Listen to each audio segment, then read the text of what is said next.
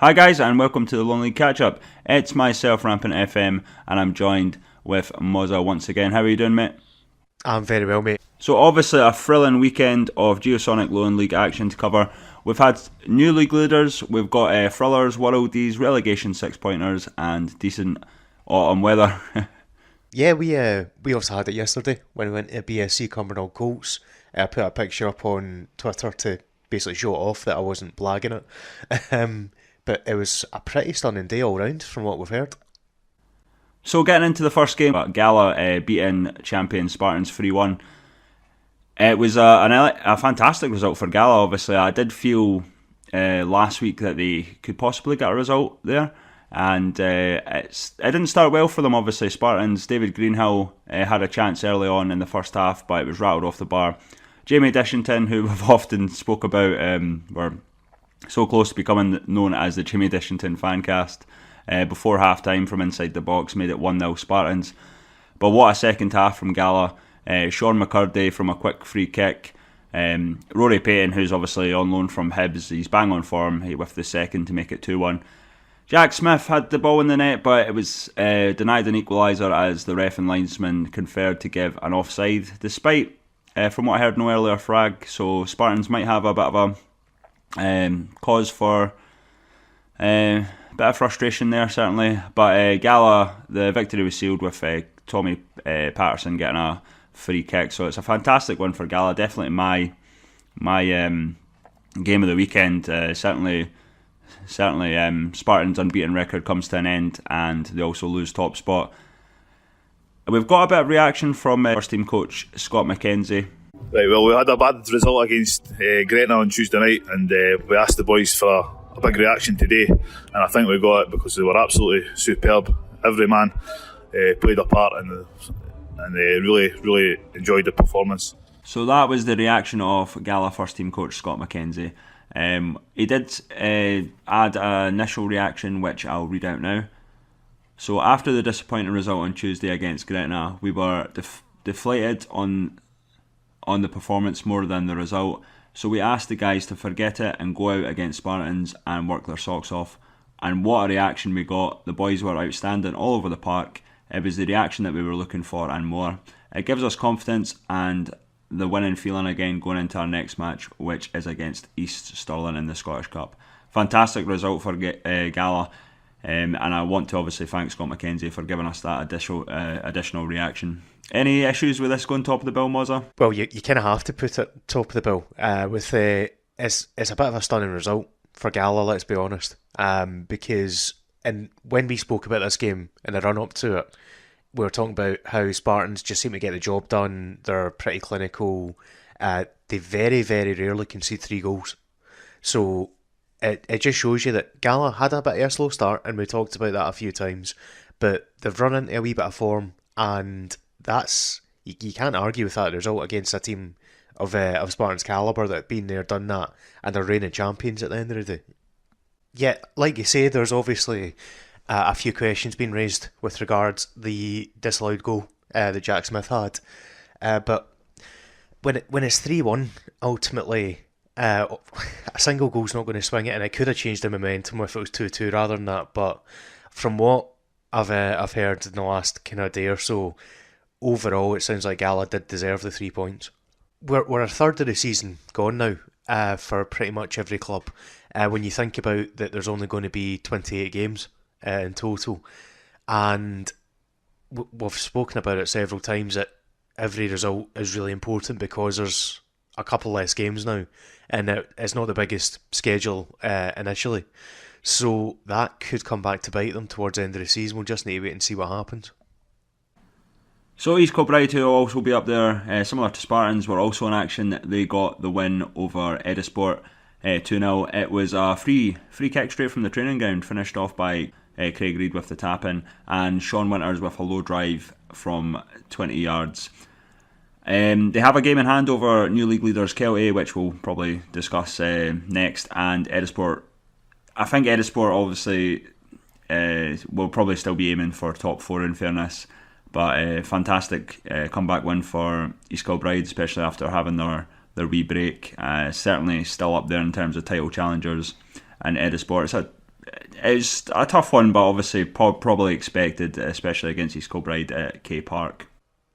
Yeah, they've put themselves in a really good position at this point, Kilby, because, like you say, with that game in hand, they could go 3 points clear if they win it.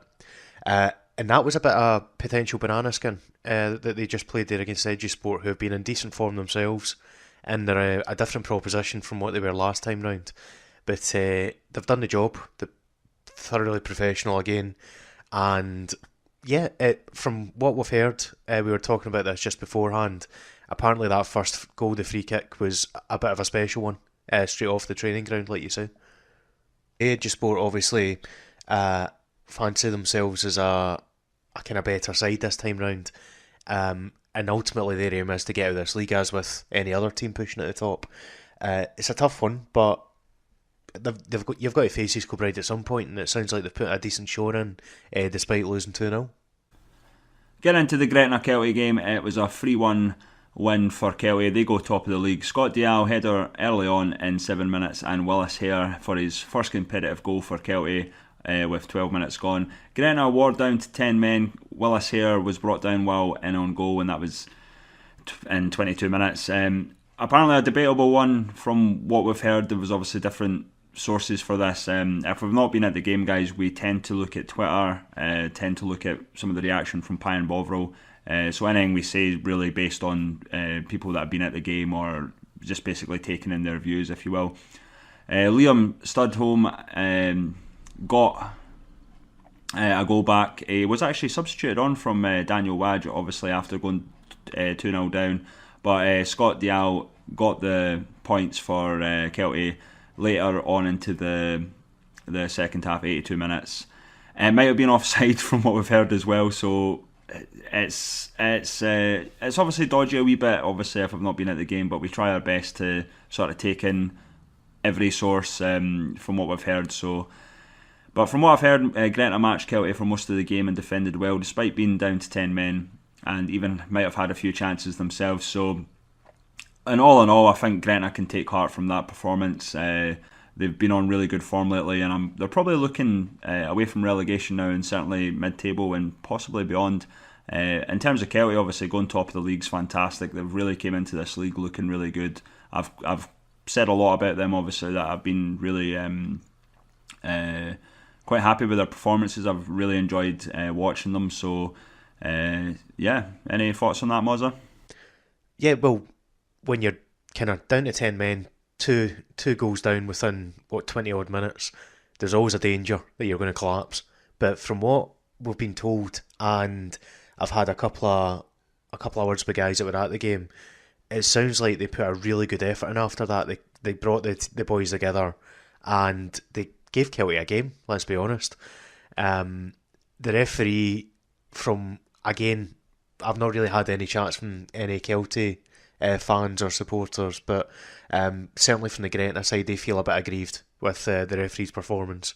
And it's always a shame when a game, like you see a team go down to 10 men so early on. It does ruin a contest a lot of the time, especially if you're already 2 goals down and you go down to 10. But I actually am still pretty impressed with the way Gretna got through that game, and down to 10 they got their goal.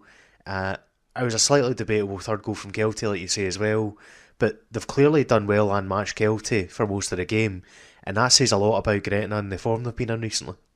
They're currently sitting in 12th, but when you look at the points totals of teams up and about and around them, they're only 3 points away from Vale of Leithen, who are sitting in 6th just now. So it's such a tight league that all it takes is a little run of form. If you can keep it going, you can find yourself easily in the top half and pushing on higher on than there. So it's amazing what a few kind of games strung together can do for you. And that brings us on to the game we were at, BSC Glasgow against Cumbernauld Colts in Alloa, and ended 2-2. It was a bit of an up and down game. Basically, BSC took the lead through Declan Hughes in just around 20 odd minutes, and the equaliser from Cumbernauld Colts was a little bit of a strange one, because a ball came in to the box, On loan goalkeeper Ross Sinclair, who's just away with the Scotland squad now, the underage squad, seemed to get collided with, and I'm not sure if it was a BSC defender or a Colts attacker, but he was up to punch the ball, felt a collision, went down, and he was really struggling. He was pretty much on the ground crawling around, and at that stage I turned to you and said, this is going to be a goal. And the Colts did what they had to do. There was a bit of a goalmouth scramble, came back out, they recycled it back in, and Captain Greg Pascazio was there at the back post to tap it in. And from there, it was quite quiet all the way through till the last, say, 15-20 minutes of the game, where there was a bit of a defensive mix-up in the Colts rear guard, a simple ball over the top, and the centre-back was caught in two minds whether to put it back to the keeper or clear it away. Ended up doing neither, and Joe Irvin managed to sneak in and get the lob into the corner of the net over the keeper's head.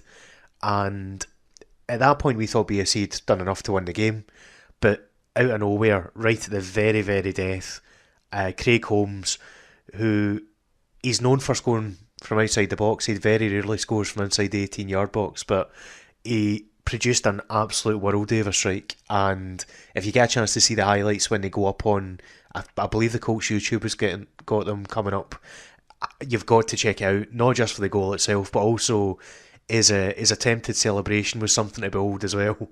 So think Effie Ambrose style, losing it at the best of times.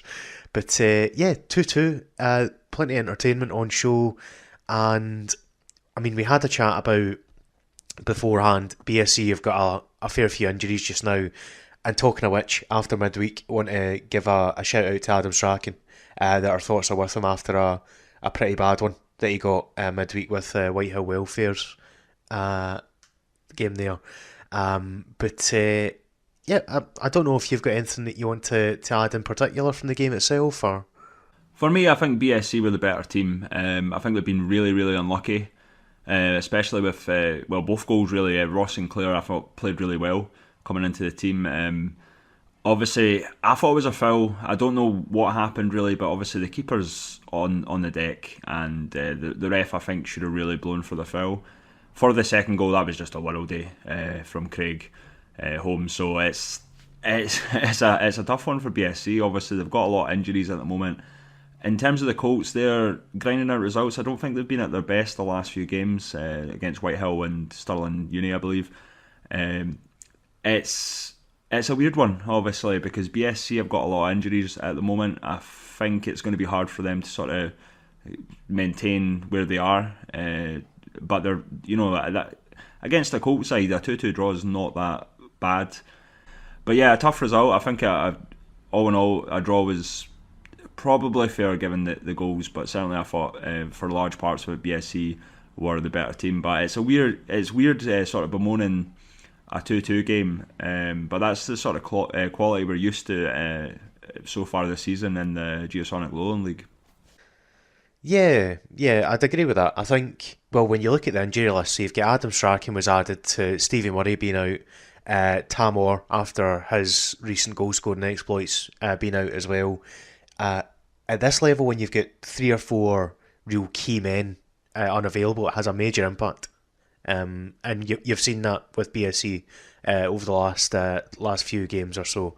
But I mean, before we kind of get right into it, we also had a chat with Greg Pascazio, the Colts captain and goal-scoring centre-back, as I believe he wants to be known these days. So we'll throw it to him, see what his thoughts on the game were, and we can come back to it. I've got Greg Pascazio on the line, captain of Cumbernauld Colts, after yesterday's game. Thanks for coming on, first of all, mate. No problem. So, yeah, hard-fought game yesterday. Ended up 2-2 with an injury time equaliser, a bit of a worldie as well. But what did you make of the game itself? So I thought they were definitely the better team the first half. They had us hemmed in a lot of the time. We just didn't get going at all, really. First half at all. The second half, but let's find a wee bit more space back to. I think they just put one up top. Second half, and we started to come into the game a wee bit more. their second goal, I should say, was a gift. But I suppose my goal was a bit of a gift as well. So a draw is probably a fair result over the whole game, I'd imagine. And then looking at the grand scheme of things, that's about a third of the league campaign gone now, and you're sitting right in the mix, third in the table. So what are your aims and expectations for the season? So I didn't even know we were a third of the way through the season, but it's a good position to be sitting a third of the way through the season. But no, this is the second season of 7 at Cumbernauld. The last season, at the start of the season, our aim was, however lofty it may have been, fourth. We think of ourselves as a fourth place team. Essentially, and just for whatever reason, it didn't happen for us last season. But I think we do have the squad to finish top 4. But you'll always just see where you can get through the season and see where you end up. Yeah, absolutely. And then the other thing that a few people have picked up on with the Colts is you run quite differently because you've got joint managers there. It's under Craig McKinley and James Orr. How have you found working under a joint management team? I quite like it, actually. They've both got their strengths in different ways and things like that. So James will take a lot more of the training. He's a lot more kind of hands-on, I would say, whereas Craig's a wee bit more. He does the more tactical side of things, and it works well. I think it does work well. They essentially just kind of alternate team talks and things like that. But they both get their point across, and as I said, they both got their strengths, which, as I say, it's working for us wonders this season anyway.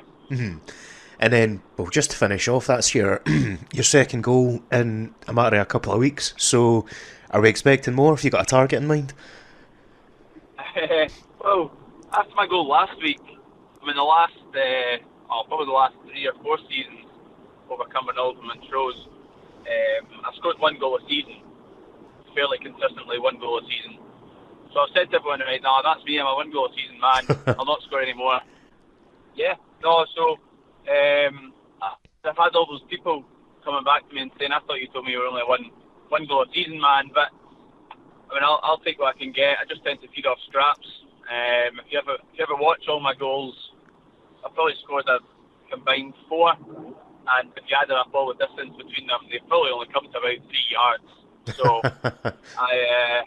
it's only the simple ones that will tap in, and the one yesterday was definitely that. Just a tap in at the back post. But I'd like to think I've got a striker's instinct of sorts. I still got it. But no, thanks for coming on, mate. Much appreciated, and good luck for the rest of the season. No problem. Thanks very much. Cheers. Now we've heard from Greg, we will get some BSC reaction from Joe Irving and manager Stephen Swift, and we'll round it up with Cumbernauld Colts management team Craig McKinley. What you thought about your performance out there? Obviously you came on second half, but we gave you man of the match because of that brilliant second goal. Yeah, I thought I did well when I came on. I was just happy to get game time and disappointed about the result, but enjoyed playing on the pitch. What do you think about the second goal? Do you think it could have been helped, or do you think you're happy with the draw? No, I think he hits that 1 in a million, so just unlucky. It's the way this season's been going, just getting bad luck all season. Yeah. Do you think the squad suffered without Tamar and Strachan? Do you think? A wee bit, but I thought we did well. We played well most of the game, just 2 unlucky goals, and it's a draw. We should have beat them. What did you think about that performance? Obviously, it's not great to lose a goal in the last 10 minutes, but obviously goals like that can't be helped that much. I thought we started the first half well, better team, and then got the reward with a goal up. Last 15 minutes of the half they crept into it, and we warned the boys. They says they're obviously going to change something to give them an injection, because they had a very poor first half. So we knew they were going to do something. They brought the Roy Pedram on, which gave them a bit of an injection. But we never really played second half. They got back to 1 each, thought it was a foul on the goalkeeper, the referee's way of play on. So again, we're not getting the rub of the green now. On top of that, we then get a lifeline with wee Joe.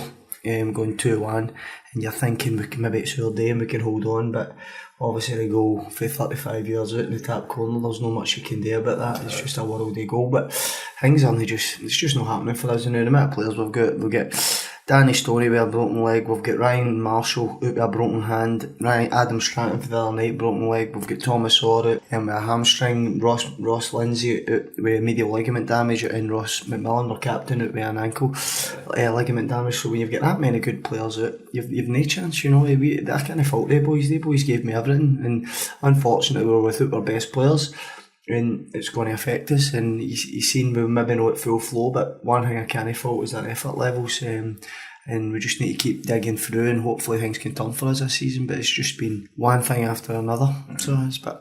How did you think we fared without, obviously, Adam Stratton, the Whitehill game? Absolutely brilliant performance, and then finished like that. Tam Orr, he's out with a hamstring. How do you think? And again, even adding big skip into that, he's the best defender in the league. So listen, see when you lose your best players, you're going to struggle. And like I say, we should maybe have held on, but it would have been a great 3 points considering how many players we've got out. But this is going to be a tough month for us with the amount of players we've got out, and we've just got, hopefully the boys can kind of dig through it and get us through some games. How did you feel about their first goal for the sidelines? Obviously, even for up here, it looked like a foul. Looked like a foul for the goalie, and even when he's landed, he's hit the back of his head and his neck. The referee should be stopping it for a head knock.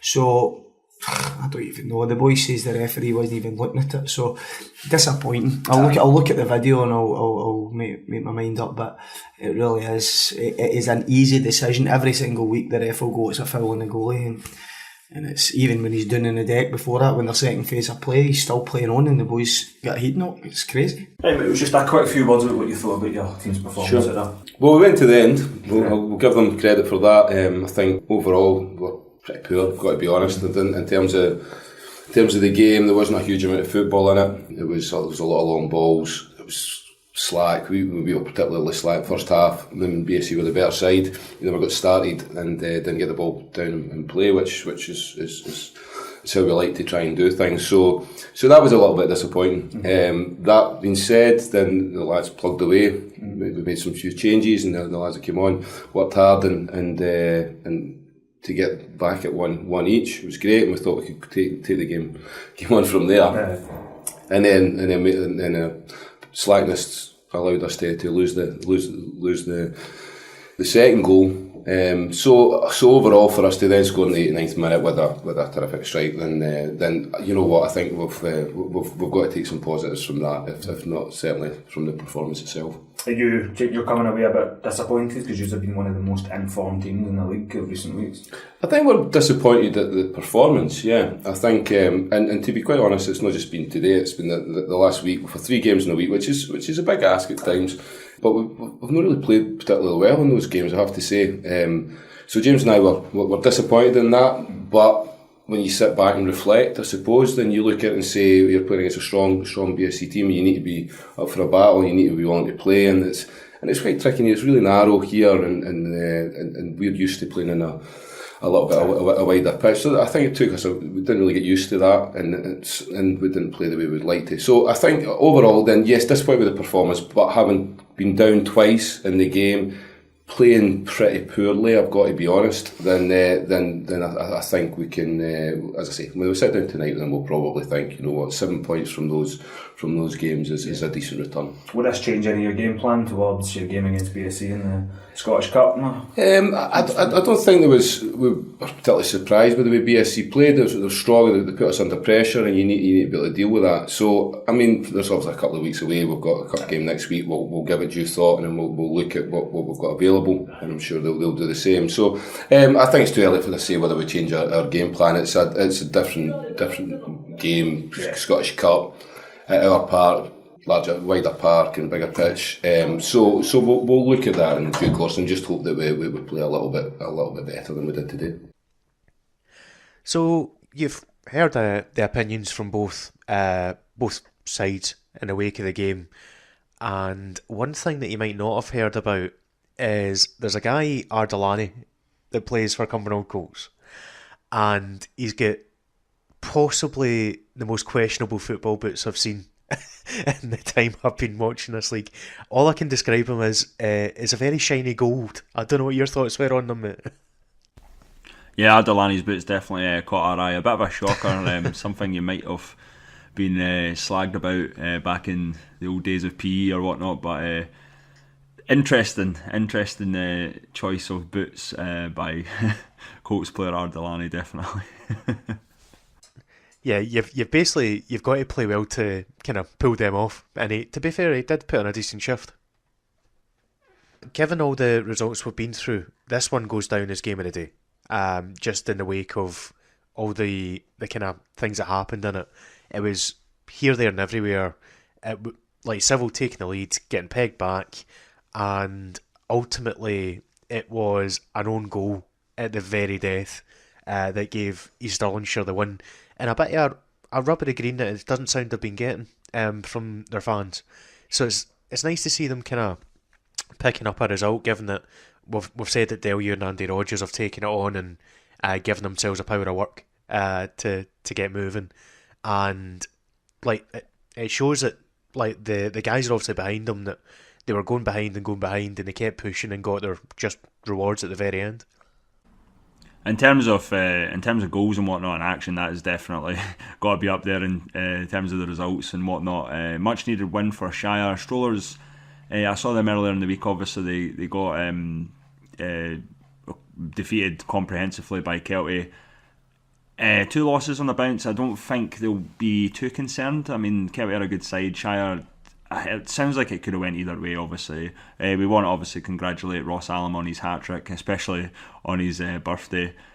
Sean Turnbull, Cammy Muirhead getting a brace for Strollers, but it really could have went either way. Alistair, our Lowland League colleague, was obviously at the game, so what a game to get yourself to. But yeah, in terms of the result, it was much needed from Shire, certainly to sort of get back to winning ways. They've not been on the best of form in the league lately.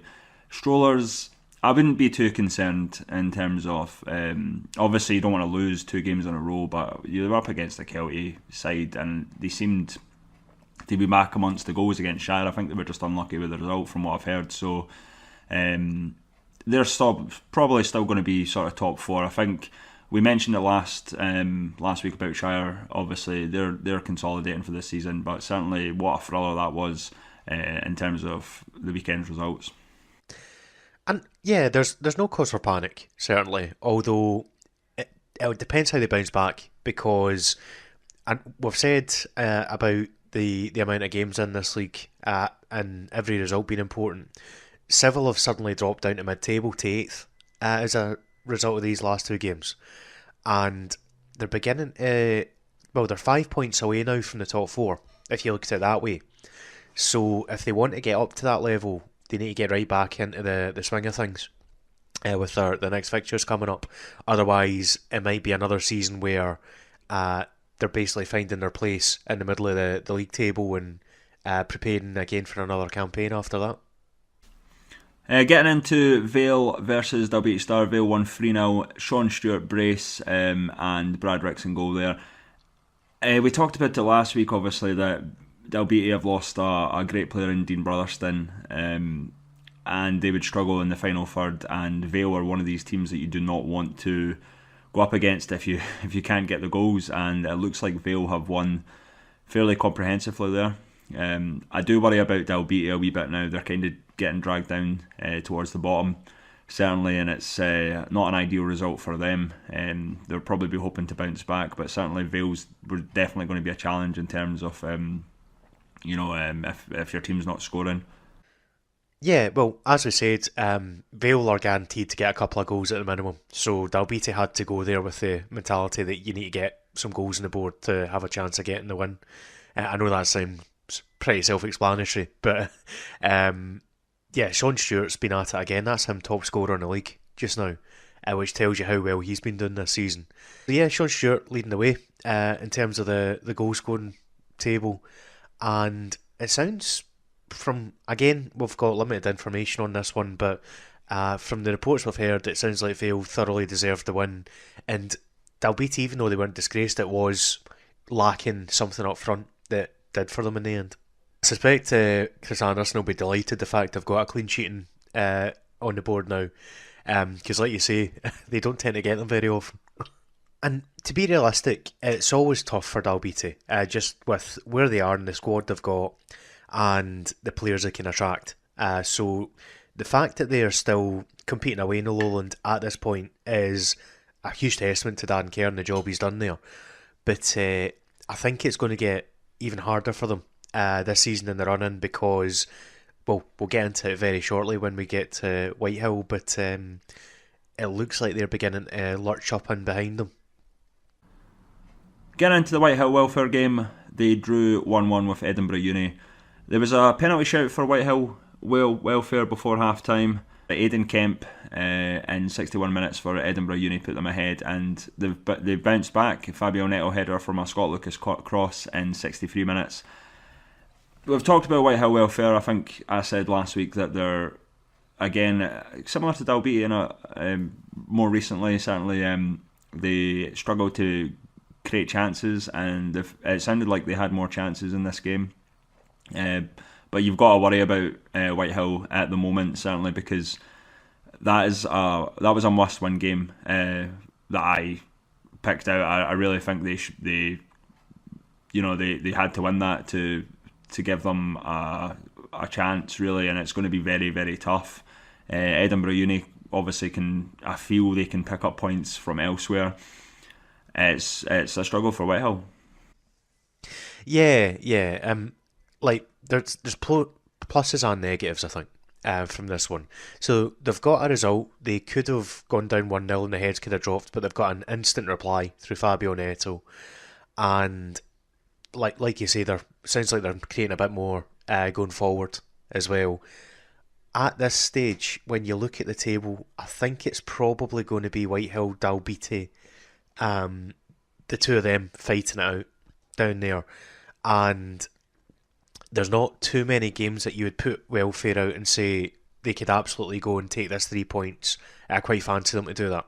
And in this game, I kind of did fancy them to go and beat Edinburgh, But it's the same as any game in this league. It's really tough to predict. And, well, the one thing we do know about the uni sides is they keep going and going regardless. And they're pretty well organised, the two of them. So I suspect Dorian will be pretty happy taking his team away with a point from what we've heard, and that keeps them ticking on. But the time's fast approaching for Welfare where they really need to get 3 points from some of these games. The positive spin on it would be they've still got plenty of games left to essentially save their season, because, what is it, 18 games they've got left in the league now, and you would much rather be in this situation with plenty of time to get it sorted rather than, say, the last 4 or 5 games, all or nothing. So they've made their early change. It has obviously improved performances from what we've seen, and it's just a case of turning performances into results now. No Lowland League action next week. We are in South Challenge Cup action. What I'll do is I'll go through the fixtures, and myself and Mozza will pick out ones that we want to keep an eye on, basically. So we'll start with Holders Civil Service Strollers. They're up away to Newton Grange Star. Lothian Thistle Hutsey Vale versus Cumbernauld Colts. Leaf Athletic versus East Kilbride. BSC Glasgow versus Freve Rovers. Gretna 2008 versus Camelin. University of Stirling versus Tynecastle. Edinburgh University versus Edinburgh United. And East Stirlingshire versus Kelty Hearts. Is there any games that you want to sort of highlight, Mozza? Yeah, there's a couple. The one that jumps out to me is Shire against Kelty, given that what happened with them recently when they faced each other, and that's at the Falkirk Stadium. So we'll see if Shire can maybe get a wee bit of retribution. But the South Challenge Cup's notoriously tough to predict. So the thing that's really interesting about it this year is all the new teams that were junior last season that have jumped in. And it'll be interesting to see. There's quite a nice split as you go down it. It's generally Lowland side versus East of Scotland side, or there's 1 or 2 South sides there as well. Edinburgh Uni, Edinburgh United, bit of a derby game, jumps out. But just in terms of personal interest, you mentioned Camelon there, or one of the 5 preferred pronunciations of Camelon. But they've been doing pretty well this season, Camelon. They're just slightly on the outside looking in their conference, because it's the top 5 teams that are guaranteed a East of Scotland Premier slot next year, and I think they're doing better than most people expected them to do. But they're a club that's run the right way, and they're going to face Gretna, and we've talked about Gretna and their run of form up until yesterday. So that's a really kind of a really interesting one, just to see how that shapes up. Given that it's 2 teams that have been in decent form that are coming off defeats. But no, is there any particular game there that jumps out to you? Certainly for me, I think BSC versus Free Rovers, obviously, who were once part of the Lowland League. I think BSC were possibly favourites for that one, but certainly given the fact that it's a cup game, you never know. Probably the other one for me is obviously Lothian Thistle, Hutchie Vale versus Cumbernauld Colts. Hutchie have obviously had decent results in the cup competitions this season, so definitely another one to look out for. Let's talk about Rocksport. Obviously, they're the official Lowland League media partner. They had their first match of the week, obviously Gretna versus Kelty. Fantastic match to start on. It's obviously good for Lowland League football that they're promoting the league. Obviously, we try our best with what we do as well, but certainly really happy that they've sort of got started with their match of the week and other things that they're going to be doing for the league. Yeah, and there's plenty of things happened in it, plenty of talking points. So they picked a decent one to get started. But no, I'm delighted that they've got on board with the league, because for anyone that doesn't know Rocksport or might not have listened to them before, they're absolutely worth listening to their football show every week. It's just a bit of a renewed focus on lower league football, and they do it really, really well. They've also got a specific show on the juniors, if that's your thing. So yeah, I'm looking forward to see where it goes and further coverage coming down the line. And on that note, obviously, check out Sports Market in Scotland. They do a podcast. They recently had Michael Park on it, and I thought it was fantastic. I would highly recommend that podcast. Great insight from Michael and what he does for the league, as well as anyone that's interested in maybe getting involved as well. It certainly gives you an insight on what sort of things you can do with media and whatnot. I absolutely recommend that podcast, the Sports Market in Scotland one, to have a wee listen to as well, because it's not just Michael talking about the league itself and how he's running things on social media.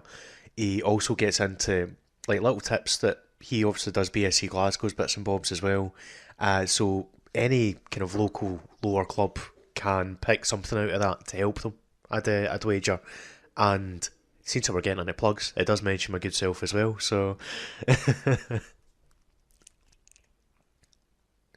So we'll get into plugs, mate. We will I'll let you go first as always. Always a gentleman. So I'll keep it nice and simple. You can find me on Twitter at Mozza Plays, and if you've got any queries or anything you want to let me know about, you can easily fire me a message on there. And how about yourself, mate? So you can find me at Rampant FM on Twitter, and yeah, if there's any sort of feedback or whatnot, I think my DMs are open, so certainly any questions or whatnot, any feedback you want to give me about games, certainly I would appreciate that. Just send me a message through DMs on Twitter. Yeah, absolutely, and we're always thankful for it. We say it every week, but we actually mean it. So if you've got anything you want to give us in terms of feedback, or just something you'd like us to talk about, anything that you feel that we might have missed, please do let us know. Any kind of club that we can help in terms of lower league football, we are delighted to do so, so don't hesitate to give us a shout. So another action-packed Lowland League weekend comes to an end. Yes, it's been fantastic. It's been a really thrilling weekend. Obviously, cup action next week. It'll be good to highlight some of the games there, especially East of Scotland teams and whatnot. So, it should be another interesting one. We want to thank everyone for the support. Obviously, we had Greg Pissaggio speak to Mozza. We had feedback from Gala first team coach Scott McKenzie. So it's been fantastic. That's what we want. We want involvement from clubs, players, basically everyone. It's your guys' podcast as much as it is ours to produce. I must admit this one's been a bit harder to do because we did have a wee bit of technical difficulties, unfortunately. It sometimes happens when we do these ones, so hopefully it sounded okay and whatnot. I've tried my hardest trying to edit it, so we want to thank obviously Michael Park and George Fraser once again for their support and the clubs and whatnot, but that's pretty much the end, guys. Hopefully we'll have some good results to cover next week in terms of the South Challenge Cup, and we'll see you soon.